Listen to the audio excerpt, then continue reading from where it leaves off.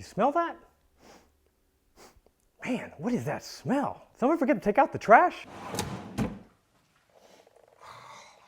No, what you're smelling is a variable annuity.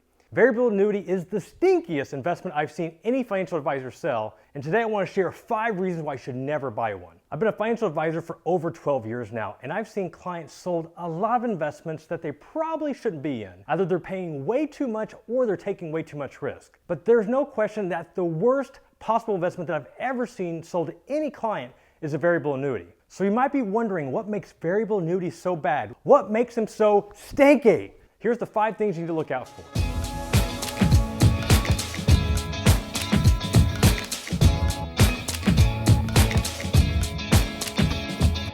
First thing you need to know is that variable annuities have super high fees. Most people already think that financial advisors get paid way too much. Okay, maybe we do, I don't know. But here's the thing, variable annuities have a whole lot of fees that you don't know about. Guess what? They're hidden. Actually, Morningstar quotes that the average annuity fee is 3.61% per year. That's 3.61% per year that you're paying on your variable annuity, even though you never see it. So what are some of the expenses that you're paying? You have to pay your mortality and expense, you have to pay administrative fees, the list goes on and on and on. There's so many fees that you're just basically getting robbed. Don't get robbed by a variable annuity. The second reason why you don't want to buy a variable annuity is that you have limited investment options. I don't know about you, but I love going to a buffet, especially those that have 80 to 100 different items. I just love getting my grub on. So imagine you're going to your favorite buffet. Instead of having 80 options, you can only choose from 10 options. And what's even worse, it's like the 10 options you don't even like to eat. So that's basically what a variable annuity offers. You have limited investment options. Some financial advisors will boast, say, oh, you have 100 to 300 options. You don't have 100 to 300 options. You have maybe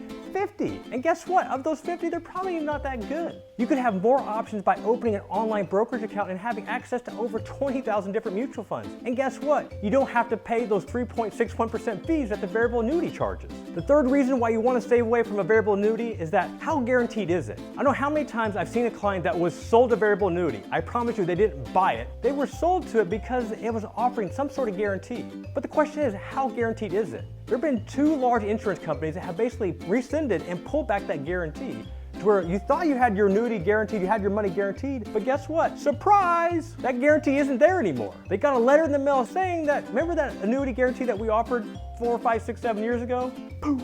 Guess what? It's gone. See ya.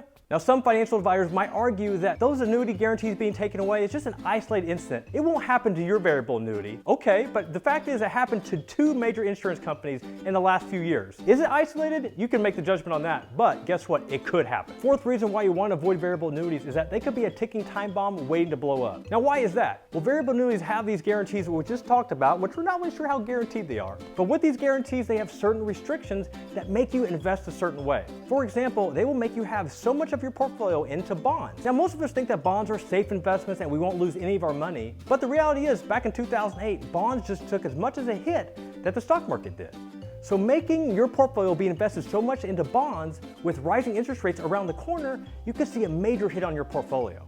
The fifth and final reason why you want to avoid annuities at all costs is just that, cost. Fees!